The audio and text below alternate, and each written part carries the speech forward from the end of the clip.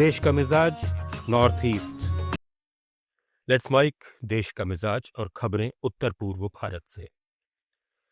सिक्किम ने ऐतिहासिक कदम उठाते हुए डोकलाम और चोला जैसे संवेदनशील सीमा क्षेत्रों को कुछ शर्तों के साथ पर्यटकों के लिए खोल दिया है। मुख्यमंत्री प्रेम सिंह तमांग ने कहा कि इससे पर्यटन बढ़ेगा, स्थानीय समुदायों की आजीविका मजबूत होगी और दूरस्थ सीमावर्ती गांवों का विकास होगा। उन्होंने भारतीय सेना और केंद्र सरकार का धन्यवाद देते हुए बुनियादी ढांचे के सुधार पर जोर दिया।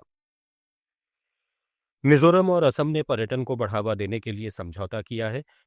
गुवाहाटी में मिजोरम के पर्यटन मंत्री ललंगिंग गोवा हमार और असम के मंत्री रंजीत कुमार दास ने इस पर हस्ताक्षर किए।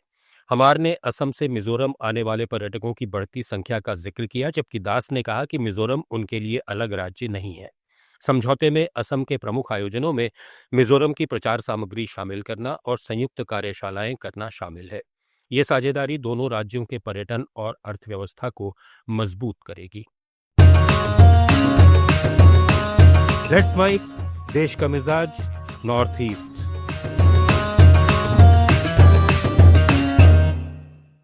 असम के प्रसिद्ध पत्रकार और असम ट्रिब्यून के चेयरमैन एमेरिट्स प्रफुल्ल गोविंदा बरुआ का गुवाहाटी में निधन हो गया। वे 93 साल के थे। उन्होंने असम की पत्रकारिता में सत्य और जनहित की मजबूत परंपरा स्थापित की, जिसके लिए उन्हें 2018 में पद्मश्री मिला। मुख्यमंत्री हिमंता बिस्वा शर्मा ने उन्हें असम पत्रकारिता का शिखर पुरुष बताया है। केंद्रीय मंत्री सर्बानंद सोनोवाल और ऑल असम स्टूडेंट्स यूनियन ने भी गहरा शोक व्यक्त किया है। बरुआ के परिवार में पत्नी और 2 बेटियां हैं। त्रिपुरा के अगरतला में रामकृष्ण मिशन के विवेक नगर विद्यालय को राज्य सरकार ने सर्वश्रेष्ठ स्कूल पुरस्कार प्रदान किया है। पश्चिम बंगाल के बेलूर मठ में मिशन की 116वीं वार्षिक आम सभा में ये जानकारी दी गई। ये स्कूल आदिवासी और गैर आदिवासी छात्रों के बीच सद्भाव और समग्र शिक्षा के लिए प्रतिष्ठित है और अपनी शैक्षणिक उत्कृष्टता और मूल्य आधारित शिक्षा के लिए जाना जाता है।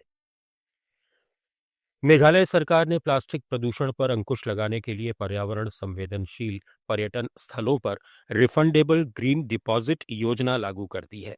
इसके तहत पर्यटकों से प्लास्टिक कचरा लाने पर प्रवेश द्वार पर 100 रुपये की राशि ली जाएगी, जो कचरा निर्धारित स्थान पर जमा करने पर वापस मिल जाएगी। ये योजना चेरापूंजी, डावकी और लिविंग रूट ब्रिज जैसे लोकप्रिय स्थलों पर लागू की गई है, जहां पर्यटकों की बढ़ती संख्या से प्लास्टिक कचरे में खासा इजाफा हुआ है। प्लास्टिक कचरा नदियों, जंगलों और नाजुक पारिस्थितिकी के लिए गंभीर खतरा बन रहा है। योजना कामयाब रही तो इसे अन्य संवेदनशील क्षेत्रों तक विस्तारित किया जाएगा। मणिपुर में नई सरकार की अटकलों के बीच भाजपा के मैतेई और कुकी समुदाय के विधायकों ने दिल्ली में पार्टी नेतृत्व की बैठक में हिस्सा लिया। कुल 34 भाजपा विधायकों ने बैठक में शिरकत की, जिसमें विधानसभा अध्यक्ष थोकचोम सत्यव्रत और पूर्व मुख्यमंत्री एन बीरेन सिंह शामिल थे, जबकि कुकी समुदाय के 7 में से 4 विधायक मौजूद रहे। केंद्रीय नेतृत्व ने विधायकों में एकता पर जोर देते हुए कहा कि सुरक्षित और स्वतंत्र आवागमन बहाल होने के बाद ही सरकार गठन पर विचार किया जाएगा। मणिपुर में फरवरी से राष्ट्रपति शासन लागू है। अरुणाचल प्रदेश में पंचायती राज संस्थाओं और ईटानगर और पासीघाट नगर निकायों के चुनाव के लिए मतदान अब अंतिम चरण में है। इसके लिए करीब 8.25 लाख मतदाता पंजीकृत हैं।